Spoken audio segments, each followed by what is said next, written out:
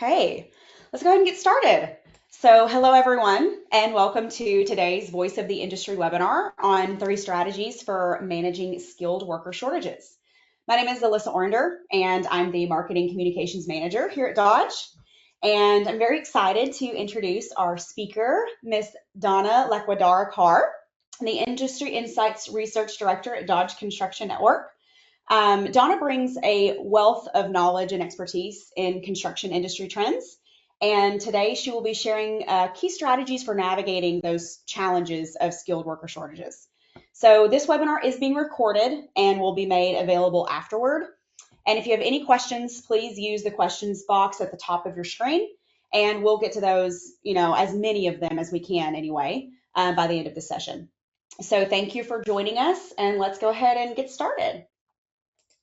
Thank you very much, Alyssa. And thank you everyone for joining us. I'm so pleased to be presenting some of the data that we have on these workforce shortages, which we know are troubling the industry today. So I apologize. Hold on a second.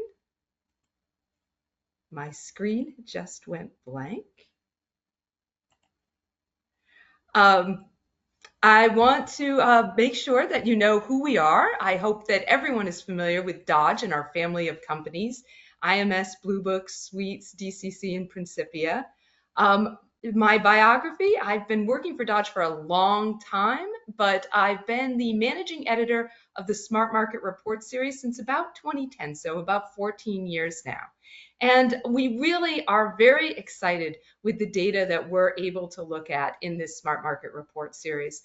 It includes all kinds of information that we're able to bring the industry for free because we work with industry partners to help fund both the research itself and the production of the reports. So you can see that we cover a lot of critical trends in the industry. I will be drawing from a lot of these reports to present to you today. And the exciting thing is everything that we research is available for free at construction.com/resources. Now, all of this research is based on market research, on getting the voice of the industry. And we also do confidential studies for people. So, if you are trying to understand your brand or something along those lines, please keep us in mind as well. But for right now, let's dive into what's going on with skilled worker shortages. Now, I felt it was necessary to start with a few data points about the skilled worker shortages, but I think everyone's pretty familiar with this issue. So we'll go through this pretty quickly. ABC has really demonstrated, really tracked over time, data that shows, not surprisingly, that as construction increases, so does labor demand. Well, here's the Dodge forecast that includes 2024 and 2025. We can see that not only has it been steadily increasing, but these increases are expected to continue to grow. So this chart alone explains why we're starting to experience a relatively acute challenge in skilled worker shortages. But it's more than that, because some of the research we've done recently demonstrates that workers retiring is also a very big issue in the industry. In a study we did with Procore on the top business issues for specialty contractors, we found that 31% of contractors with revenue less than 10 million said that over a fifth of their workforce is going to walk out the door in the next 5 years. And it's nearly half of those at large companies who agree that they're expecting to see that big decline in their workforce. And we don't think that the trades we surveyed in this report are experiencing anything different from the rest of the industry. So we've got more needs, fewer workers, a lot of workers planning to retire, and we see that companies recognize this. In a study that we're going to be producing this fall with Liberty Mutual Surety, we've found that 95%, nearly all of the contractors we surveyed, said that their businesses have been significantly impacted because they can't find skilled workers since 2020. And they expect this to continue. 79% are expecting the same degree of impact in the next couple of years. So obviously, this is something that the industry's been dealing with a long time, but as it gets more challenging, they need to come up with no more and newer solutions. Now, one of the things that our research has revealed is that the industry is realizing that culture is key, that it is critical to have a workplace that people want to be in to draw new workers into the industry. And we're going to look a little bit at one specific way to address the issue of culture, which is diversity, equity, and inclusion, and how that plays in. And before we dive into the report that examines that, I want to share with you a little bit of data from a risk study we did with Ignite. We found that 31% of contractors who participated in that study believe that the difficulty retaining talent has a major impact on their business. So just retaining now. We're not talking about finding workers, just retaining workers. And we said to the 31%, we said, okay, what are you doing to retain workers? And we can see that the most common thing that they are doing is they are creating a positive work environment. That by far, the contractors of the bright blue bars, 82% report that this is the approach that they think is that they're utilizing most frequently, and far more than creating comprehensive benefit packages or investing in employee development. This appears to be what the industry has identified as the single most important way to retain the workers that they have. So that's why the findings that we had in our diversity, equity, and inclusion report seem so relevant. We're going to focus on the 213 contractors that participated specifically in this discussion. And before we dive into what they're doing, I wanted to look a little bit at why they're doing it. So again, we're focusing on the dark blue bars, not the green bars. So for the dark blue bars, you can see that the biggest reason that contractors are investing in diversity, equity, and inclusion is because it's the right thing to do. But that nearly as many say that their investments are driven by their ability to attract and retain workers. And really pretty much neck and neck with that is creating a more positive work culture.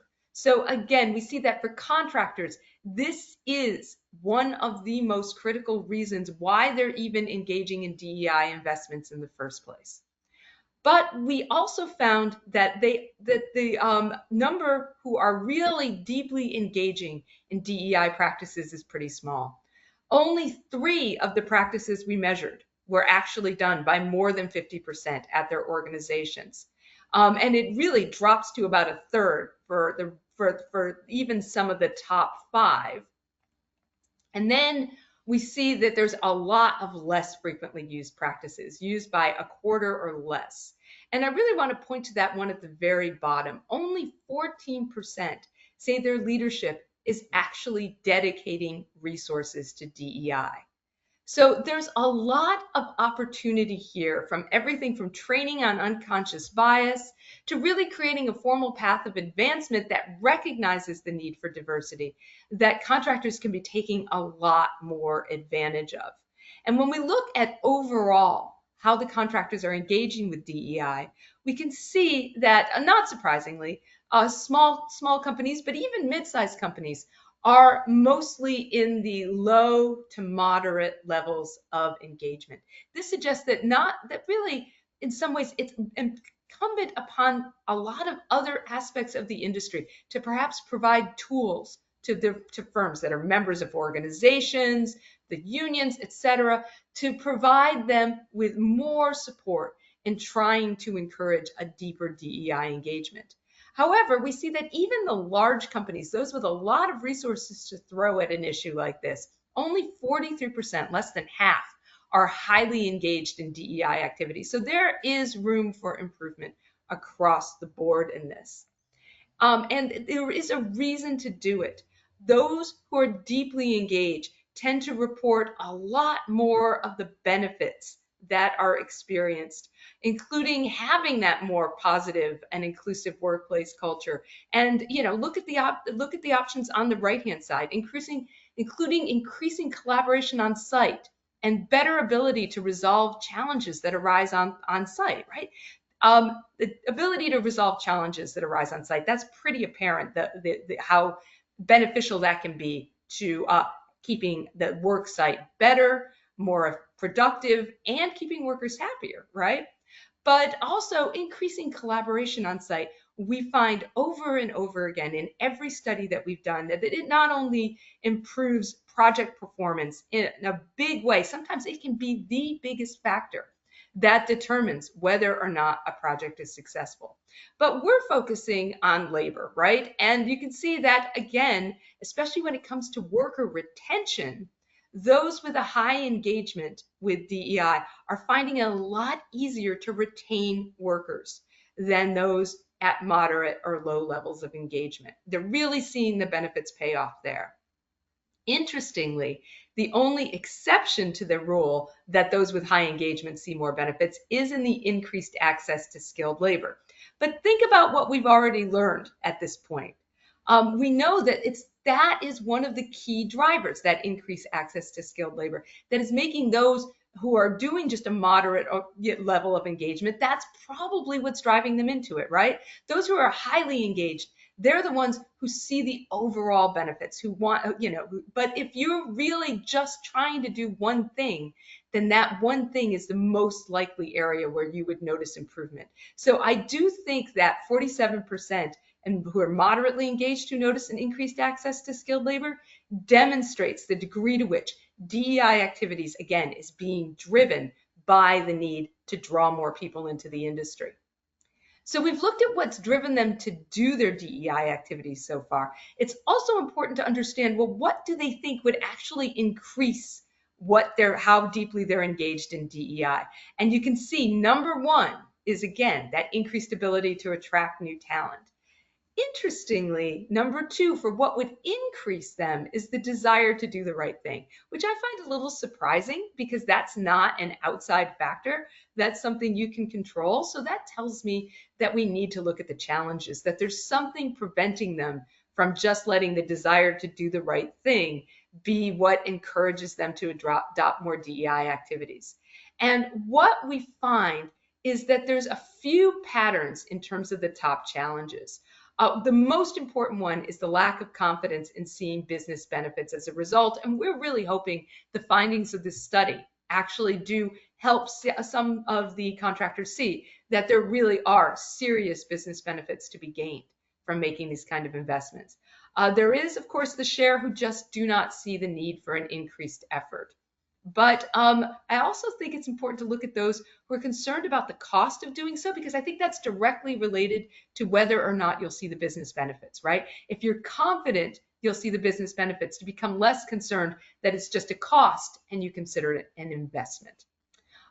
The final thing, though, is the lack of knowledge about what to do. Again, something that we are hoping this report will help the industry address with the list of things that contractors could be doing to help improve their DEI engagement.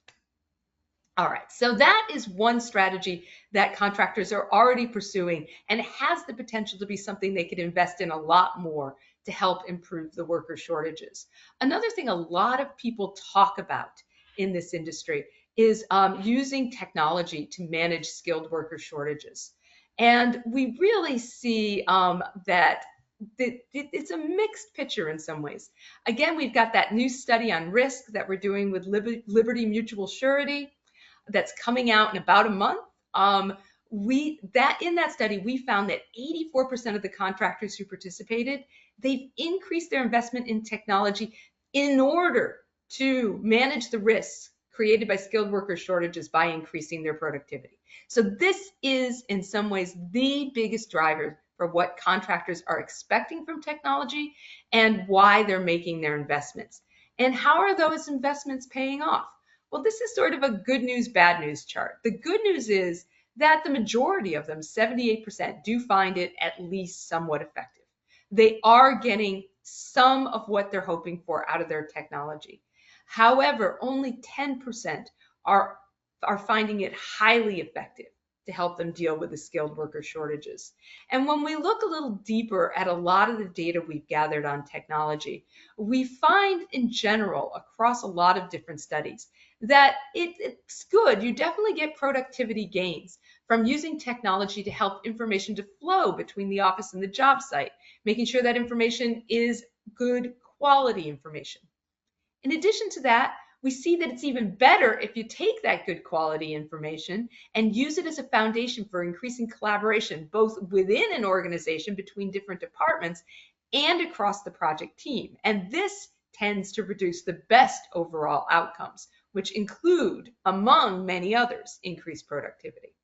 And then finally, and we'll get to a data point that establishes this, one of the best ways to actually deal with skilled worker shortages, not to see benefits across the board perhaps, but to definitely address the skilled worker challenge, is to find technology that helps you fully automate practices. So let's dig a little deeper into some of the data that supports this. This is a quick overview, so there's a lot more data in all of our studies that goes to this point. But I just have a few findings I want to share with you. The first is that inability to access documents. This study was conducted among architects, engineers, and contractors, but again, I want you to focus on that contractor bar. Only 38% report that they can access the information, the documents they need at any time, from anywhere, and from any device 90% of the time or more frequently. And that's not even 100% of the time, that's 90% of the time. That additional 10% of the time could still cause problems. And even with that relatively low bar, we see that only about a third are really able to have that level of access. And what happens as a result of the fact that the contractors can't access these documents they need? The biggest impact is unplanned rework. Now, it's obvious that unplanned rework puts stress on labor resources and creates even more issues with skilled worker shortages that you already have. But there's also data that demonstrates that unplanned rework can cause more safety incidents. And it certainly can add stress onto a job site, making it a less positive environment to be in, which we've seen is one of the top ways that contractors feel they can really help address their skilled worker shortage challenges. And another study that we just issued in the last month, that we did in partnership with Dusty Robotics, that looked at the cost of poor collaboration, actually did explore, again, this issue of, can contractors access what they need in the field? And one of the more striking findings from that study is that while 11% of field personnel say, yeah, I can always get access to that data, 36% of the company leadership thinks that they can. So this suggests that company leadership is not fully aware of the challenges that their workers on site are having in terms of getting the correct information. And again, we didn't ask about productivity impacts when we asked about the impacts of not getting the data on the site, but that need for rework shows up again. So obviously there's productivity impacts. There's also difficulty managing labor resources. But in addition to those two, again, going to that more positive work site, we see that there's increased stress on site and lower worker morale. If we want to bring more people into the industry, these are the kind of challenges we need to tackle. So again, that issue of getting data to the work site may seem minor or may seem disconnected to worker shortages, but in fact, it is a key part of a strategy to help manage them a little bit better. That same study on the cost of poor collaboration, we did find out, and this was no surprise, that of course the industry recognizes that active collaboration with other companies helps improve projects. Almost everyone said, yes, we agree with that statement. And when we asked them, well, what benefits do you see from having that active collaboration on site? Improved labor productivity was tied as one of the top benefits that they report. So how can in addition to just getting the right documents, how can technology help support collaboration? Well, one of the ways it can do that is digital workflows. Really making sure that data can be exchanged and companies can work together really well, both internally between, again, their different departments and across the project team. And if you look at the bars that measure the degree to which GCs and CMs and specialty and trade contractors are frequently or very frequently using digital workflows in a study we did with Trimble on connected construction, you can see that really contractors very much struggle with this, even internally within their company. And I think a lot of this has to do with that office to the field issues that they have. Even internally, they lag behind the owners, architects, and engineers.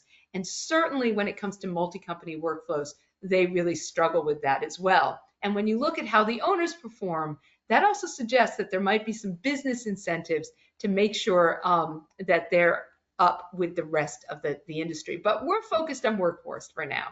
So some of the benefits that we see from utilizing digital workflows, almost everyone who does so reports at least one process or business benefit or at least one improved project outcome.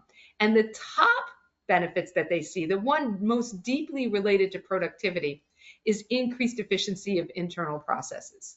But again, I want you to think about the implications of better informed decision making that the contractors can do, having a higher quality to the work that they do at the end of the day, and even faster delivery, how that impacts the workers on site. It keeps them from getting stuck on tedious jobs. It helps them feel proud of the work they're doing with the quality improvements. And of course, better informed decision making just makes life better on the project. Finally, we're going to go back to that Ignite report that looks at technology and risk to examine that this report actually did do a deeper dive on those who said that they struggle with attracting or retaining workers, how they're using technology to both find workers and retain workers. And you can see from the three options that are shown on this slide that upgrading existing technologies to be more attractive to an employer or an employee is the top way that they're trying to find workers and retain workers. But there's also about a quarter who are increasing data collections, and so that they can understand productivity. They can conduct analysis and figure out ways to improve the productivity of their existing workforce. And a little bit less than a quarter to find workers and a little bit over a quarter to retain workers are increasing automation to reduce the time needed for tasks. Now, we didn't just ask them what they're doing. We also asked those who are doing them, what are the most effective means that you're using? And so those who were increasing automation to reduce the time needed for tasks, about half of those found that that was a highly effective use of technology to manage the risk of retaining and attracting workers. And I realize that the reason that some of those numbers about those who are using this strategy is so low is because we're still in the early stages of being able to automate a lot of construction work. There is some exciting stuff going on. That partner we had, Dusty, they actually have a little robot that can do automated layout. This is completely automated layout, not just for one trade, but for all the trades on the project. It's really quite exciting. And these kind of developments will help the industry improve overall in terms of dealing with these risks of worker shortages, in addition to other improvements. So the last opportunity that we're going to look at today is another one that gets talked about a lot when people start talking about strategies to deal with skilled worker shortages. This one's less of a short-term one, more of a long-term one, and that is using industrialized construction. And for those not familiar with that term, what we mean by it is work offsite, right? Especially the kind of larger modules that you're building in a factory offsite and then delivering to the job site. And we did a study with the NREL, which is part of the Department of Energy, and Washington State University, that looked at how it was going to impact the workforce in construction in general and the demand for workers. And when we looked at the demand for workers, right now, when you take a very quick superficial glance, it looks like actually the manufacturers, who we also surveyed, who produce these modules, are actually employing construction laborers more than they're employing manufacturing workers.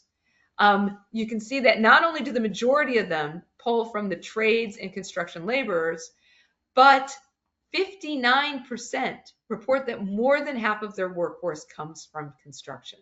So in some ways, these factories now are looking like competitors for the same limited pool of workers. And that, of course, would just increase the challenge.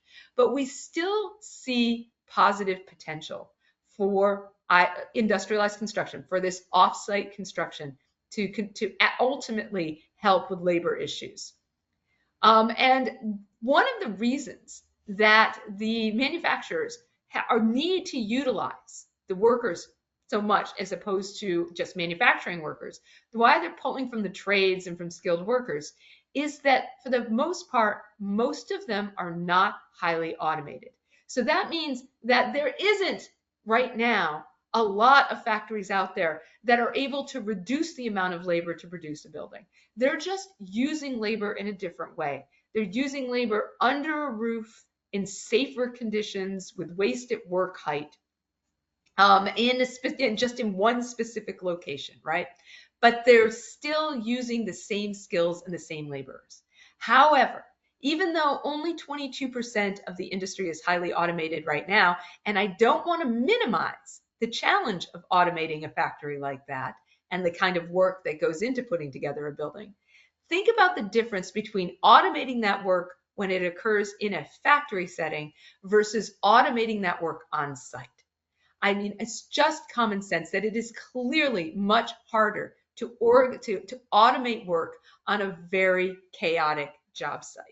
And we do find already that even though this is still largely consisting of construction that just goes on under a roof rather than on the job site, the lot of the contractors who are involved in these kind of projects, either volumetric or panelized modular projects, are finding that they're seeing positive impacts, both to productivity, that's the number one impact, and also to safety.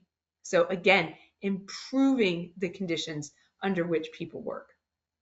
And there is a strong suggestion that people do find that these conditions are improved, which is that the manufacturers are finding it much less difficult to recruit labor than are the general and specialty trade contractors.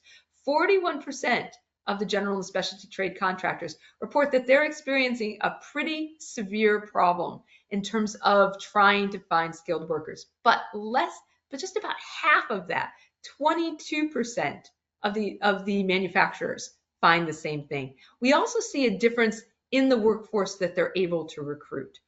We've already seen that retirement is a huge issue for general and specialty trade contractors. And right now, the average age of workers for general and specialty trade contractors, according to the BLS, is 42. And that age keeps growing. By 2020, it was nearly double the number of workers over 55 in the construction industry was nearly double the amount in 2003. So we keep seeing the age of workers growing up. We keep seeing difficulty getting that pipeline of younger workers into the construction industry. However, the average age in our study of those who work at these manufacturing facilities is 39, significantly younger. And why would that be the case? Well, there were a few hints in the study we did. One of the key different benefits between working for a manufacturer and working for a contractor was that those who work for the manufacturers were often able to have more flexible hours. And then there was the things we didn't ask about, like just working in the same place every day. If you're younger, you're starting a family, traveling for work, the inconsistency of work, having to just always be on the job site, these are significant challenges when you're trying to raise a family. And you can see where being under a roof in the same place and being able to have flexible hours could be much more appealing to younger workers. And what does the future look like? Certainly, again, as I mentioned, there is a much greater potential to automate a factory so that perhaps we can get to the point where manufacturing a building will be similar to what it takes to manufacture an automobile. And, again, we also see that work at one location with flexible hours and conducting tasks at waist height is already an improvement.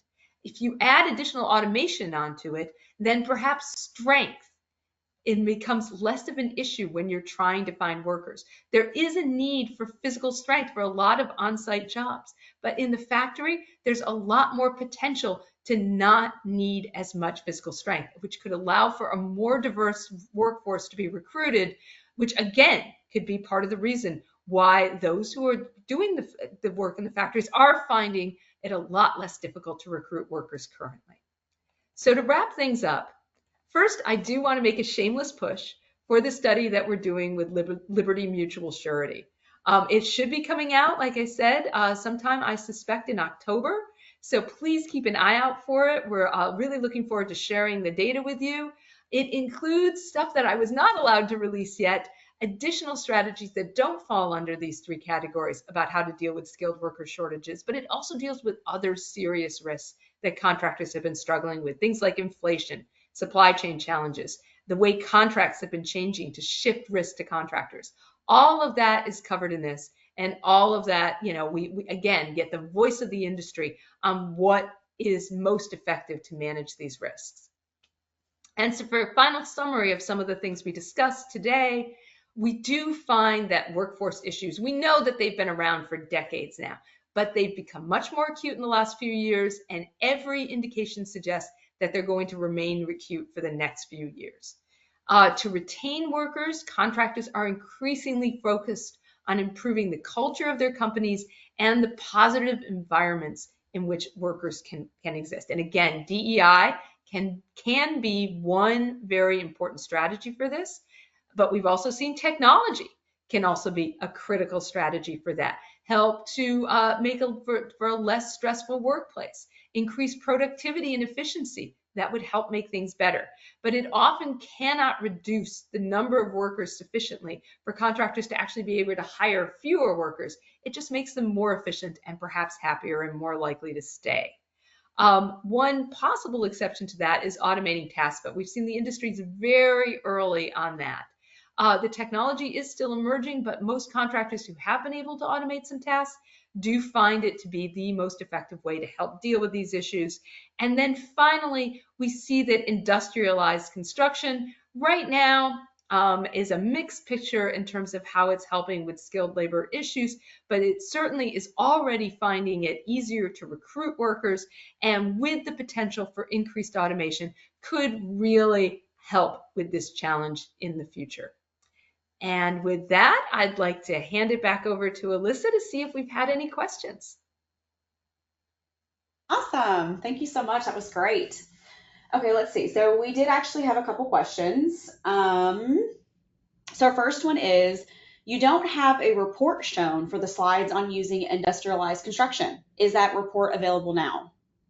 It is not available yet. And one of the reasons I don't even have a cover like I did for Liberty Mutual is that the NREL themselves, the National Renewable Energy Laboratory, they are going to be publishing the report directly.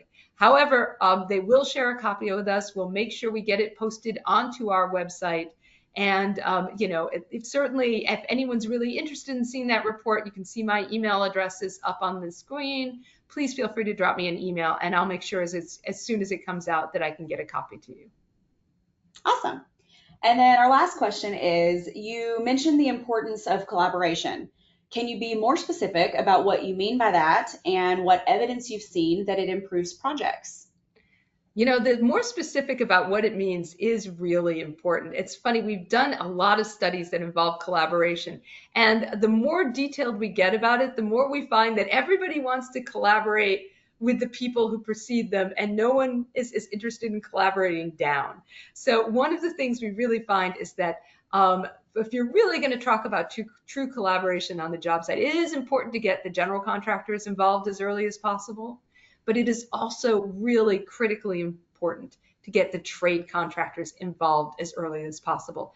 And that report on the true cost of poor collaboration that we did with Dusty Robotics that I mentioned, that I hit a few data points on, really does demonstrate.